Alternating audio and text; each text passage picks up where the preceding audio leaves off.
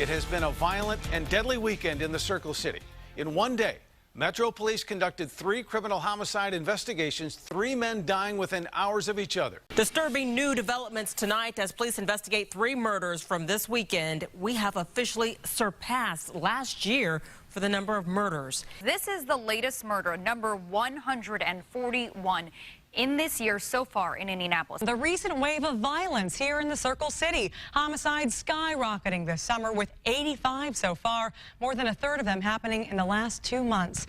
There have been 75 murders so far this year in Indianapolis. At this pace, a higher per capita rate than New York City. And that problem is a homicide rate among African-American Hoosiers, which is now the top in the country. In fact, the numbers tonight just released are sobering. In fact, for every 100,000 people, we are losing more than 34 black lives.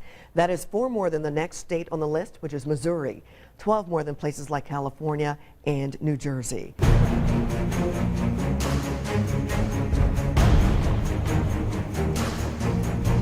Indiana leads the nation in rate of black homicide victims. Violence Policy Center. Blacks make up only 13% of the national population, but account for half of all homicide victims. The homicide victimization rate nationally is 4.27 per 100,000. The black victimization rate in Indiana is 34.15 per 100,000, almost 8 times the national average. The number 1 cause of death for black males ages 15 to 24 is homicide, report by the Indiana Youth Institute. Survivors are at risk of developing post-traumatic stress disorder and other problems. Extreme anxiety, fear, and sadness may remain for weeks, months, or years. Studies have shown that children who are directly exposed to violence are more likely to commit violent acts as an adult. When you talk to those single moms, you realize the difficult nature it is to raise a child, try to work, provide food and clothing and shelter, and then also be there to mentor them, monitor their behavior. And someone quite frankly said we've lost our children to the streets. We have too many individuals that have been murdered. Too many of these victims have criminal past. Too many of these victims have been raised by single mothers. We don't have all the answers, obviously. What can we do as a government? What can social service partners do for them?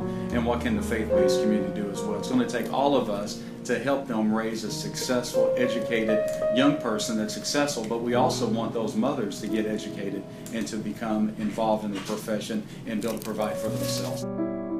I mean, I'm seeing the tears come down his eyes that he couldn't articulate a statement as far as how he was involved in this fight. And actually, he was the victim in the fight. He couldn't even articulate what happened to him. And it's just like, wow, the workload just even got larger. When students don't have the motivation to learn and they don't have the motivation to perform well, that they don't see futures for themselves. The biggest problem in education is the lack of motivation for students. I mean, they feel like they're only going to school because they have to, and there's not going to be any real reward at the end. Often you'll hear people say, oh, those children. Oh, you teach those children. And it infuriates me because they're our children. This is our nation. These children, our children, are the future of our nation.